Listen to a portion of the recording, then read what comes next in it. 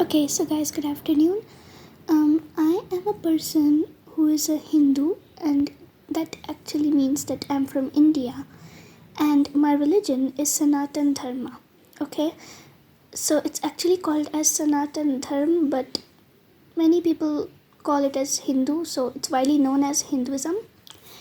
Anyway, so let's come to the topic. So while I was scrolling through reels today, I noticed one video in which there was Muslim man who commented on our religion without knowing any truth about it.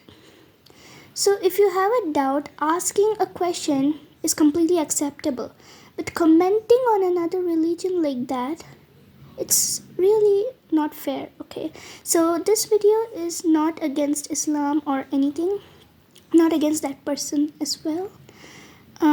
I'm just making this video to clarify his doubt and to make him understand what he was actually talking about.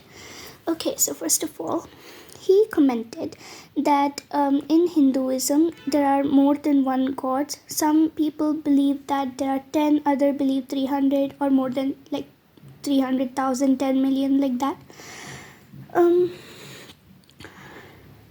So, and after this, he said that these gods would fight each other for territory and, take away each other's creation and run off, and there will be clashes between them. But that is completely wrong, okay? It's a completely wrong belief. So, yes, we have more than one god, and Hinduism is completely about faith, okay? So, but in our religion, there are only three main gods, okay, which is Brahma, Vishnu, and Maheshwar. So these three gods are the Ajanma gods, okay. So they are the gods who are self-existing.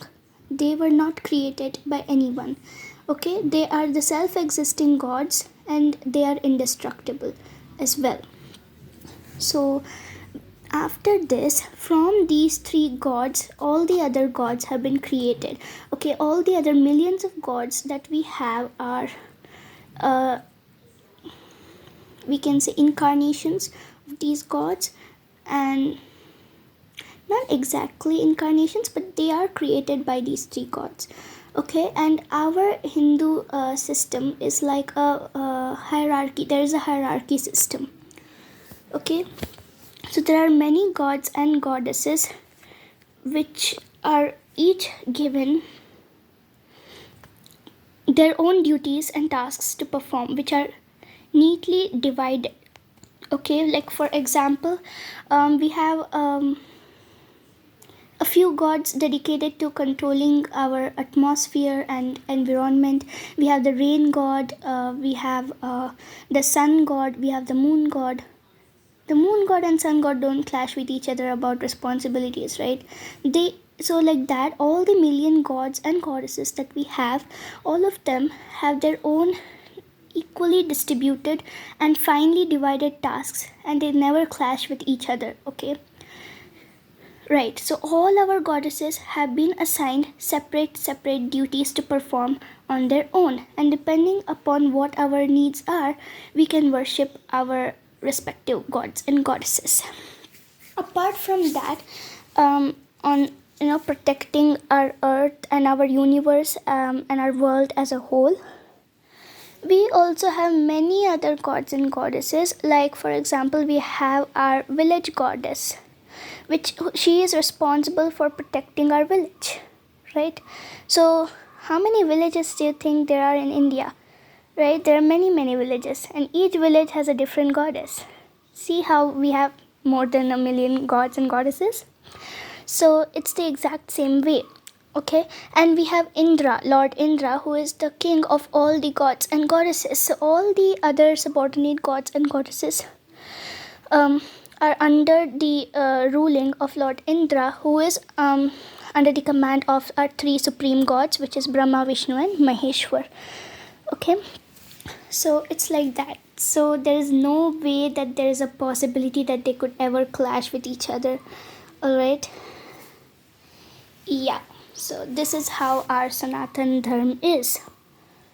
It's the most scientific and most organized culture in the entire history we can think of in the entire world, is what I believe. Okay, we have no hate towards any other religion.